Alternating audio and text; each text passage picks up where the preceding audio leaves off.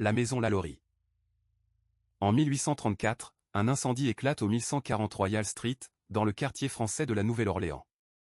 Les pompiers arrivent rapidement, mais la maîtresse de maison, Delphine Lalaurie, refuse qu'on monte au dernier étage. Les pompiers défoncent la porte verrouillée. Ce qu'ils découvrent les glace d'effroi. 7 esclaves enchaînés au mur, mutilés, certains encore vivants. Des traces d'expériences chirurgicales atroces sur des corps humains. Des organes dans des bocaux.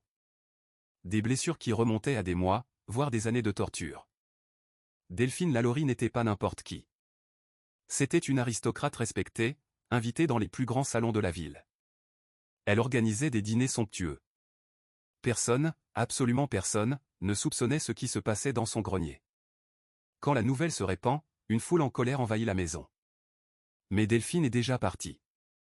Elle s'enfuit en calèche vers le port et prend un bateau pour Paris. Elle n'a jamais été jugée.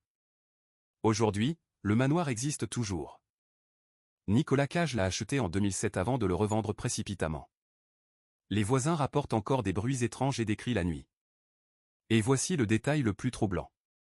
Quand Delphine est morte à Paris en 1849, son corps a été secrètement ramené à la Nouvelle-Orléans et enterré dans le cimetière Saint-Louis numéro 1. Certains pensent que son fantôme hante toujours ce grenier. Dans la prochaine vidéo, je vous parle d'une armée de 50 000 soldats qui a disparu en plein désert.